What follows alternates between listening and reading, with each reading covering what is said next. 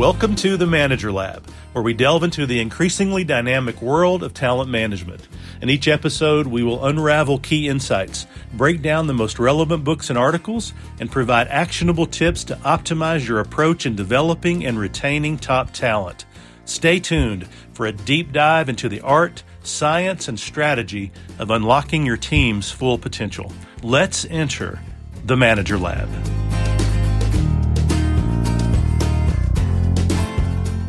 Hello, everyone. Welcome back to the lab. One of the things that I get probably the most comments on are when I do my BookNotes series, where I'm just reviewing a book and get a lot of comments on those. So just read a very interesting book called The Octopus Organization, A Guide to Thriving in a World of Continuous Transformation. And incidentally, Harvard just put out sort of Cliff Notes version of this book at the same time. So I'm just going to summarize it. Over the next few casts, we'll just take a deep dive into this very interesting book. Well, what is an octopus organization? It's a flexible, decentralized, and an organization that's built for change. Change management is like its core competency. The journey to becoming an octopus organization begins with identifying what the authors call anti-patterns. These are formulaic responses to complex challenges that can set organizations back. So again, over the next 3 or 4 days or casts, we're going to deep dive into this book and some of the great ideas in it and how to overcome these anti-patterns. So today we're going to look at the main concept called stop upholding poor leadership. Stop upholding poor leadership. So when bad leadership is elevated, when it's supported or it's left in place for whatever reason, organizations suffer. Distrust, fear, disengagement, turnover spikes. Self-preservation replaces ownership and problem-solving.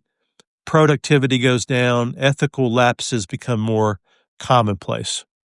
Octopus organizations treat leadership as a behavior, not a role. They develop leaders who create conditions where people willingly claim ownership, and then they promote the ones who model empathy, humility, curiosity, all the things that we want to see. Here's how to uphold this kind of leadership and model it yourself. So the first tip under this broad category is to speak last. Hold your opinions until others have shared their points of view. Invite people to speak and then actively listen. This prevents you and other leaders from dominating discussions. So speak last. Number 2, build a shadow cabinet. Cultivate a group of trusted colleagues known for different perspectives. This reminds me of Lincoln's Cabinet, A Team of Rivals. It was the book there. I can't remember the author now. I think it was Doris Godwin. But anyway, it reminds me of Lincoln's perspective where he never wanted yes men or yes women sitting around the table with him. He wanted people with extremely diverse perspectives, especially those that disagreed with him. So you cultivate a group of trusted colleagues outside of your direct reports, of course, explicitly asking them to assess leadership styles, change assumptions, point out blind spots, perhaps in your thinking. Okay? Number 3, connect through shared experience. Occasionally, immerse yourself and other leaders in hands-on work alongside teams. Approach these moments as a learner and a contributor, not a director, not the leader, right? 4th, build multiple feedback mechanisms. So include 360-degree reviews if your company has those. If not, you can purchase those pretty easily online.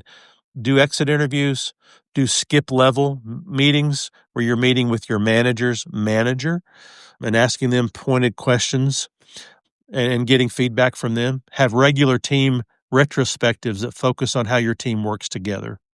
And if psychological safety is a concern, we've talked a lot about that on the Manager Lab, Consider anonymous feedback channels if you have to.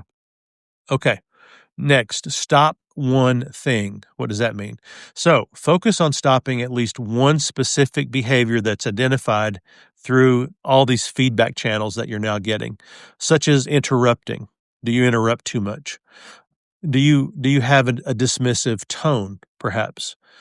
Checking your phone in meetings, using sarcasm dismissively, or rolling your eyes or any other body language that might signal that you're disengaged or you're not engaged with your team members.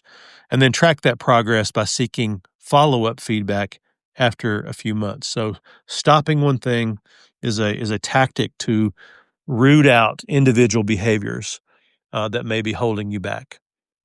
Next is cultivating your own self-awareness. Understand your own triggers and your patterns, keeping a journal over several weeks, noting when your leadership slips, why it slipped, and how you might avoid it next time. So cultivating this deep sense of self-awareness. And then the last thing under this broad category of stop upholding poor leadership is to model empathy and vulnerability, showing courage by acknowledging that you don't always have the answers.